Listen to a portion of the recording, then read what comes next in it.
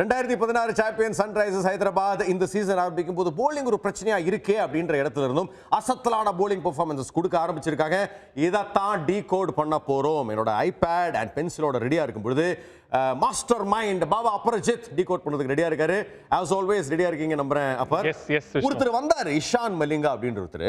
அவர் வந்த உடனே வேற மாதிரி பெர்ஃபார்மன்ஸஸ் ஒரு சில கிளிப் ப்ளே பண்ணிட்டு அது எப்படி அந்த டர்ன் அரவுண்ட் நடந்திருக்கு அப்படின்னு நீங்க எக்ஸ்பிளைன் பண்ணீங்க.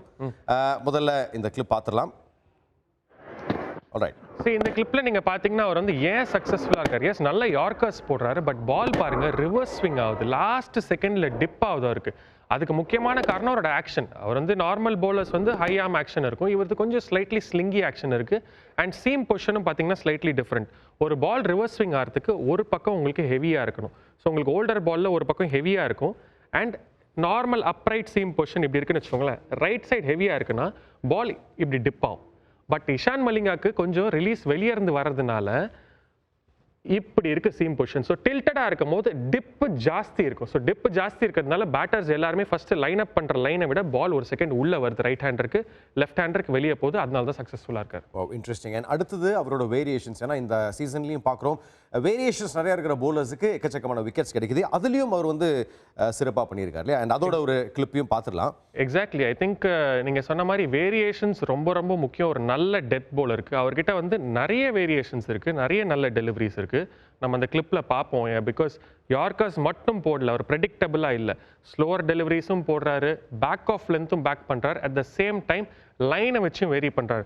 அவுட் சைட் ஆஃப் ஸ்டம்ப் போடுறாரு, ஸ்டம்ப் லைன் போடுறாரு. இந்த கிளிப்பில் உங்களுக்கு கிளியராக தெரியும் பாருங்க. All kinds of deliveries. First yorker போட்டாரு, அதுக்கப்புறம் ஜஸ்ட் ப்ரெடிக்டபிளாக இல்லாமல் பேக் ஆஃப் லென்த் போடுறாரு. அதே பேக் ஆஃப் லென்த்தில் ஸ்லோவர் ரன் போடுறாரு, பவுன்சர் போடுறாரு. பவுன்சர்லேயும் 2 டெலிவரிஸ் இருக்காரு. குயிக்காகவும் போடுறாரு, ஸ்லோவர் டெலிவரிஸும் போடுறாரு. So as a batter it's very difficult to line up against him. நான் வந்து ஒரு டெமான்ஸ்ட்ரேஷன் பண்ணி காமிக்கிறேன், உங்களுக்கு பெட்டராக தெரியும். ஆஸ் அ பேட்டர் நீங்கள் பார்த்தீங்கன்னா நான் நிற்கிறேன். இப்போ ஒரு போலர் போடுறாருன்னா எனக்கு வந்து சரி இந்த ஒரு டெலிவரி தான் இருக்குது அவருக்கு, just outside of stump, இந்த பால் இடத்துல தான் போட போறாருன்னா நான் லைன் அப் பண்ணலாம் அவுட் சைட் ஆஃப் ஸ்டம்ப் நின்று. பட் இவர்கிட்ட பாருங்க 4 டிஃப்ரெண்ட் கைண்ட்ஸ் ஆஃப் டெலிவரிஸ். ஒரு வைட் யார்க்கர் இருக்கு, வைட் ஸ்லோவர் பால் இருக்கு, ஸ்டம்ப் யார்க்கர் இருக்கு, அதில் ரிவர்ஸ் ஸ்விங் ஆகுது, பேக் ஆஃப் லென்த் டெலிவரியும் போடுறாரு. At the same time bouncer போடுறாரு. பவுன்சரில் 2 types of bouncer, slower and faster bouncer. And also நீங்கள் பார்த்தீங்கன்னா லைன் அப் பண்ணும்போது லாஸ்ட் செகண்டில் டிப் ஆகிறதுனால இங்கே எக்ஸ்பெக்ட் பண்ணுற பால் கடைசியில் எண்டப் ஆகிறது இங்கே. ஸோ இந்த எண்டப் ஆகிற லைனில் பேட்ஸ்மேனுக்கு வந்து லைன் அப் பண்ணுறது ரொம்ப ரொம்ப கஷ்டம். ஏன்னா லாஸ்ட் செகண்ட் வரைக்கும் நீங்கள் பார்க்கணும். அதனால தான் எல்லா பேட்ஸும் கஷ்டப்படுறாங்க.